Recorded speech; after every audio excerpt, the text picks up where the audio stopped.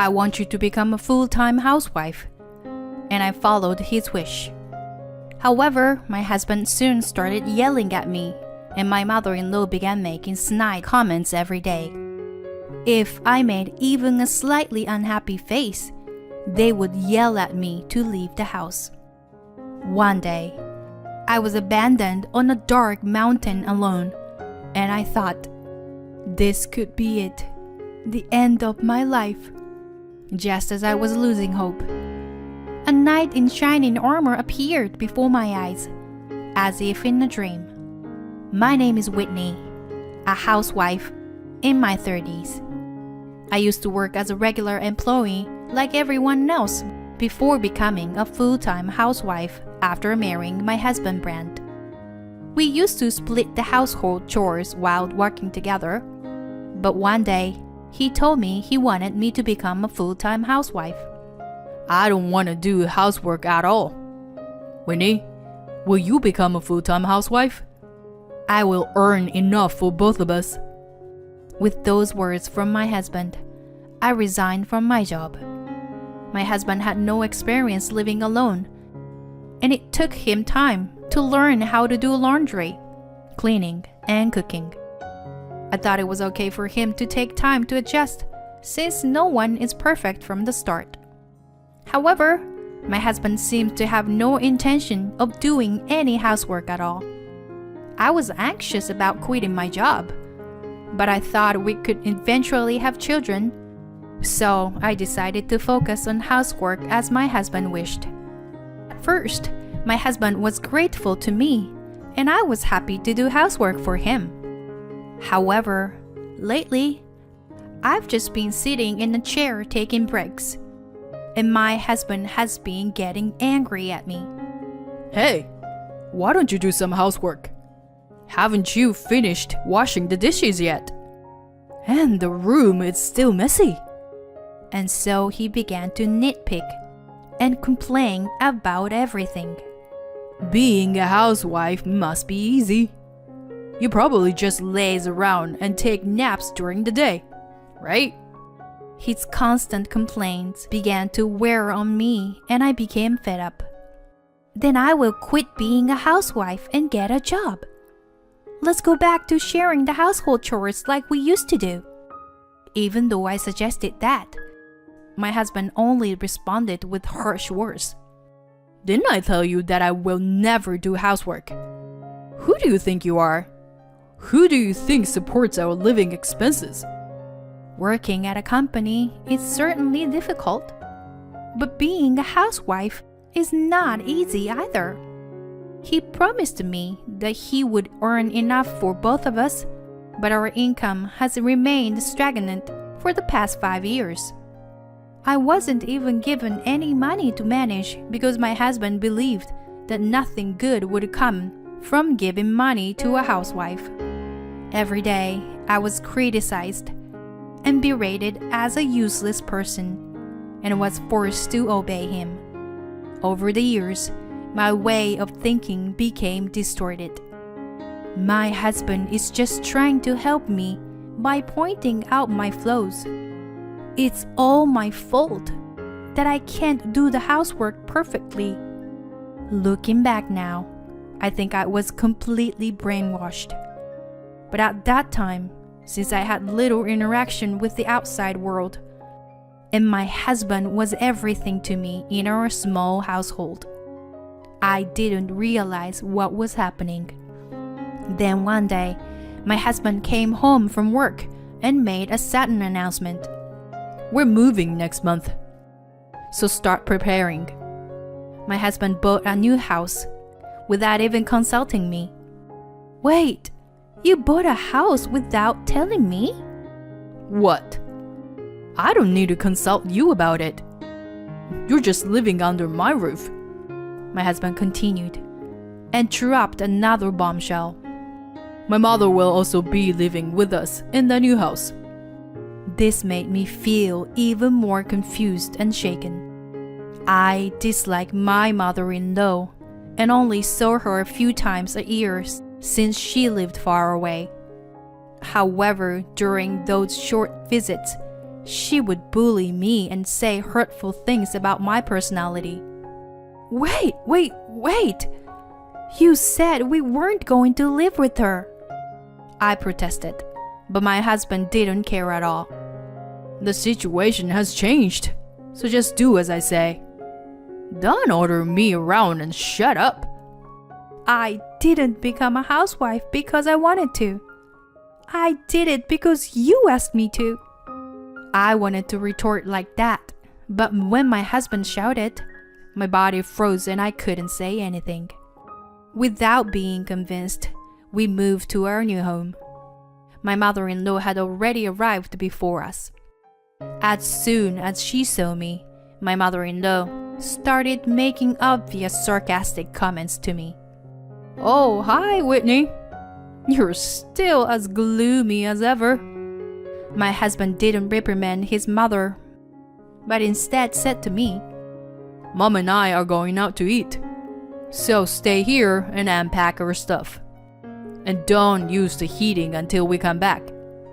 As instructed, I unpacked desperately while shivering in the cold. Life from then on was hell.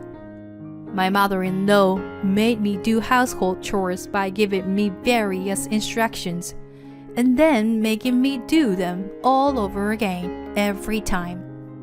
And when my husband came home, she would report to him with a pack of lies about how I neglected the household chores and how hard she was working. Heather made me do all the housework again today. And not only that, she criticized my cooking and yelled at me. It was really scary. My mother-in-law's eyes filled with tears and she appealed to my husband. My husband believed everything his mother said and started verbally attacking me. How could you do this to my mother? No, I never said anything like that. Everything she just said was what your mother did to me. I couldn't stay quiet, so I desperately tried to argue back, but my body was trembling. My husband patted his mother's back and glared at me. Shut up! You made my mom cry like this. Who do you think has been supporting you all this time, huh? Then my husband yelled at me and grabbed my arm, dragging me out of the house. He ordered me to get into the car and forced me into the passenger seat. In the back seat, my mother-in-law was inexplicably beaming with joy. As my husband drove away from the town, we left the city behind us. Where are we going? I asked, but my husband ignoring me the whole time. We must have driven for at least 2 hours. When I realized, the car suddenly stopped in the middle of a dark mountain. Get out. Huh? I asked, not understanding my husband's words. I'm telling you to get out. Why are you doing this? In a place like this?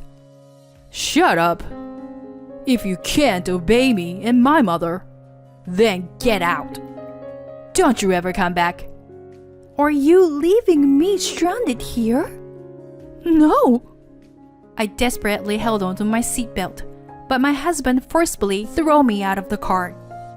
Wait! Don't leave me here! Please!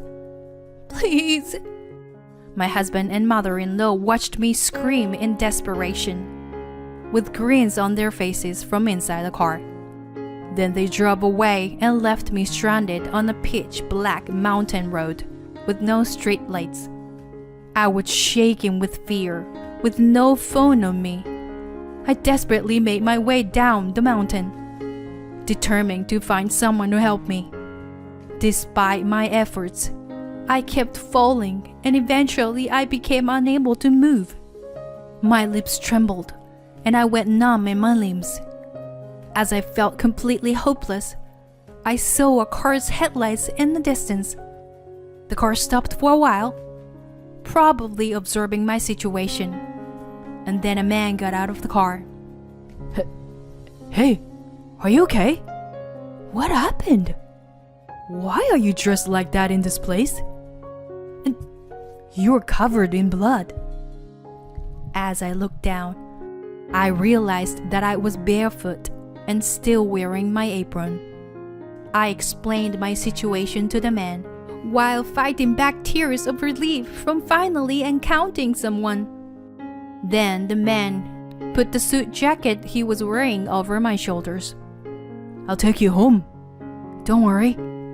But should we go to the hospital first? Though I felt sorry, I decided to have him drop me off at my parents' house in a neighboring town. I felt like he was a godsend at that moment, as I never would have gotten into a stranger's car under normal circumstances. When my parents saw me in my current state, they were shocked and cried as I explained my situation. They repeatedly thanked the man who brought me home and planned to thank him properly later. Exhausted both physically and mentally, I couldn't bring myself to contact my husband and my mother-in-law and ended up staying with my parents. My father helped me find a lawyer for the divorce proceedings. However, just as I was about to take action myself, my husband and mother-in-law barged into my parents' house. Heather, I know you were there. Come out. The lawyer contacted me. I'll never allow a divorce. I could hear my husband's yelling from outside the house. He was kicking the front door and twisting the doorknob with all his might. My father said he would handle it, but I felt like I had to do what I had to do. I asked my father to call the police if something happened, and opened the front door. My mother-in-law and husband started berating me, telling me to apologize and calling me a bad wife. I couldn't make any sense of what they were saying. Why should I apologize? Finally, I felt like I had woken up from my husband's brainwashing. My life is mine. I won't let them control me anymore. I gathered my courage and started talking. There's no way I'm apologizing. You're the ones who left me in the middle of a pitch black mountain and treated me like a garbage by telling me never to come back. I just did what you wanted, didn't I? Now, please go away. They probably didn't expect me to talk back, but they were taken aback by my rebellious attitude. However, they soon turned red and started yelling. Who do you think you are? I'm your husband, damn it. That's right. You were just someone being supported by my son. You were nothing. It's no use trying to reason with these two people who were making a fuss. Then, someone tapped me on the shoulder from behind. It's quite noisy here, isn't it? When I turned around, Robert was there. Yes, he was the man who helped me that day, even though we were complete strangers. Today, we were having a meal with him as a way of thanking him for his kindness. Suddenly, he popped his head out of the front door and said, Keep it down. You don't want to disturb the neighbors. Then, upon saying that, Robert looked at my husband and said, Isn't that you, Brent? I was surprised to hear him say my husband's name, but my husband was even more taken aback. What are you doing here? Why are you... My husband pointed at Robert and stuttered. You're the company president. My mother-in-law looked at him with an incredulous expression. I see. I've always wondered what kind of person would leave his wife in the middle of the mountain like that. I never would have guessed it was you, Brent. Robert looked at my husband with a difficult expression. My husband was speechless, and Robert continued. This is not something that can be dismissed as a joke. My husband and mother-in-law fell silent at the sharpness of his tone. With one wrong move, it could have been a matter of life and death. Robert continued with a harsh voice. What were you thinking? Leaving your wife stranded in the middle of such a dark mountain? That was just a joke. Or rather, a lesson, or...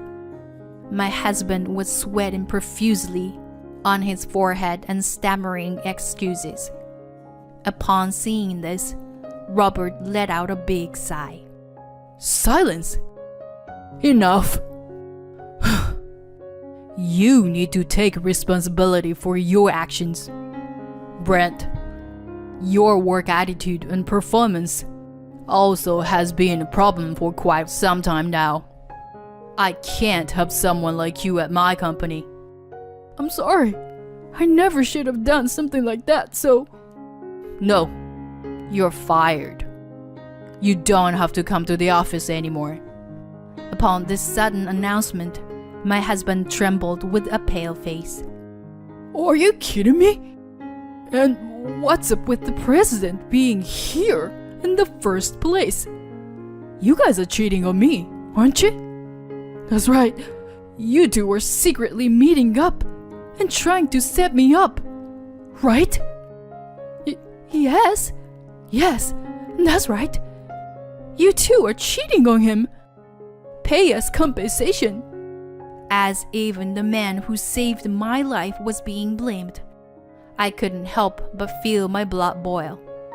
Enough already! Shame on you both! Don't you dare show your faces again! Get out of here! Right now! With an expression I had never shown before, I yelled at my husband and mother-in-law as they left. Whoa, Whitney! That was an amazing voice you have there. You can do it if you try. As he said that, Robert laughed and applauded. I felt the mixture of embarrassment and joy, and blushed as a result. Our interaction continued after that day. My husband, who had not come to work since then, ended up resigning on his own without being fired. His industry is relatively small, and rumors have spread that he is that kind of person who would abandon his wife and leave her behind, making it difficult for him to find a new job. Naturally, he had to sell the newly built house that he bought to live with my mother-in-law, as the loan repayments were delayed. Now he lives with his mother in a small, run-down apartment. I formally divorced him and now live alone near my parents' house. Today, Robert is coming to my house. I don't know what he likes about me, but he has been good to me since that instant. I am attracted not only the fact that he saved my life, but also to his kindness and sincerity. Today is our first dinner date, and I am waiting for him while making roast beef, which was his request. It is the beginning of a new life. We will be happier together from now on, nurturing this happiness we found after those difficult days.